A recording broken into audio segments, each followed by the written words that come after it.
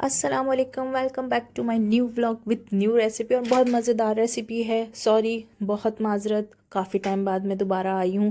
اب میں کیا کروں، اتنا گیپ آ جاتا ہے، رمضان کی مصروفیات ایسی چل رہی ہیں. اب تو رمضان تقریباً اینڈ پہ ہے، اور اللہ پاک ہماری عبادتیں، ہمارے روزے قبول فرمائے. تو اب میں جو ریسیپی لے کر آئی ہوں، یہ تو ہیلدی ریسیپی، آپ کبھی بھی ٹرائی کر سکتے ہیں، افطار میں بھی کر سکتے ہیں، لیکن اپنی لائف میں آپ کسی بھی ٹائم جب دل کرے آپ بنا کے کھا سکتے ہیں. لائف ٹائم ریسیپی ہے.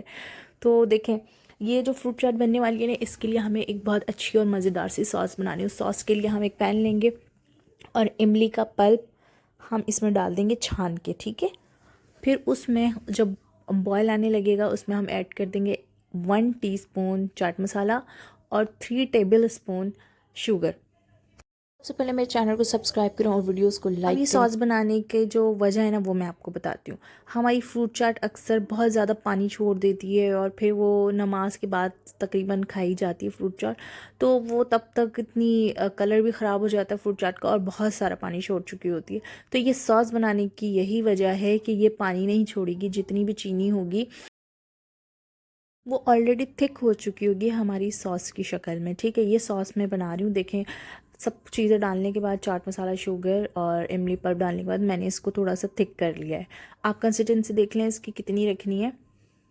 اتنی تھوڑی سی، نہ پتلی ہو نہ بہت زیادہ گاڑھی ہو. گاڑھی اگر بہت زیادہ ہو جائے گی تو وہ مکس نہیں ہوگی فروٹ کے اوپر، اور پتلی بہت زیادہ ہوگی تو پھر وہی بالکل پانی پانی سا ہو جائے گا فروٹ چاٹ میں. تو آپ کو اتنی گاڑھی رکھنی ہے. ٹھیک ہے، اپنی ساس. اچھا جی، اصل میں نا، یہ وائس اوور کرتے ہوئے نا، ایسی چٹپٹی چیزوں کا میرے منہ میں بہت پانی آ رہا ہوتا ہے، اور ابھی بھی آ رہا ہے. آپ کو وائس اوور سے پتہ چل رہا ہوگا.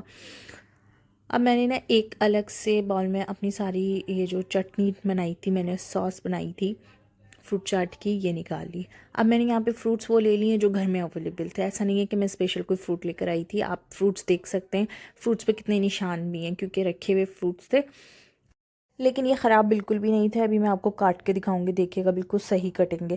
اب میں یہاں پہ سارے فروٹس جو میرے پاس اویلیبل تھے، یہ دیکھیں بالکل صاف ہے نا. اوپر سے نشان آ جاتے ہیں فروٹس پہ، لیکن اندر سے فروٹس بالکل ٹھیک ہوتے ہیں. تو آپ نے جلدی سے فروٹس کو یوز کر لینا. میرے پاس جتنے فروٹس تھے وہ سارے میں نے لے لیے ہیں، جس میں میرے پاس ایپل، پیئر، انار اور مینگو، بنانا، یہ ساری چیزیں تھیں. گریپس بھی تھا. اچھا، اس کی جو اصل چیز ہے نا، بہت مزے کی ساس تو ہے ہی ہے، لیکن اس میں آپ نے کھجور لازمی ڈالنی ہے. کھجور ڈالیں گے نا تو آپ کو ایک الگ ٹیسٹ آئے گا اس کا، فروٹ چاٹ کا. اس بار آپ اپنی یہ والی ریسیپی ٹرائی کر کے دیکھیں، مزہ آئے گا آپ کو اس فروٹ چاٹ کا. دیکھیں، میں نے سارے فروٹس جو میرے پاس اویلیبل تھے وہ لے لیے.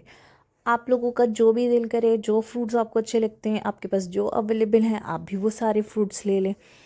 کیونکہ میں نے بھی دیکھیں اسپیشلی کوئی فروٹ نہیں منگائے تھے. میرے پاس جتنے فروٹس تھے میں نے سب ایڈ کر دیے اس میں.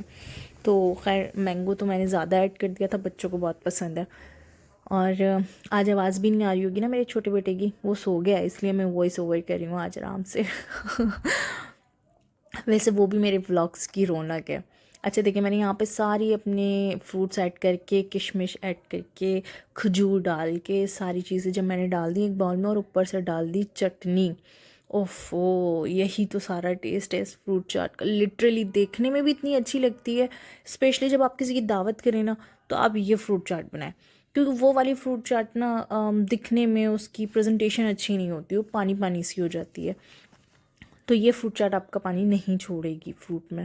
دیکھیں، یہ بالکل تیار ہوگی، اور اتنی ایزی ہے. صرف دکھنے میں آپ کو لگ رہا ہوگا کہ ٹائم لگا ہوگا، بالکل ٹائم نہیں لگا. 5 منٹ میں ساس ریڈی ہوئی. جتنے فروٹس کٹے ہوئے تو اس پہ ساس ڈالی اور مکس کر دیا. اتنی مزے کی بہت مزے کی لگ رہی ہے مجھے تو، ابھی بھی بہت مزے کی لگ رہی ہے لٹرلی. بس رمضان ختم ہے، اگر 1-2 دن میں آپ نے ٹرائی کرنی ہے تو آپ کر لیں. پھر میں آؤں گی نیکسٹ ریسیپی کے ساتھ. تب تک کے لیے خدا حافظ.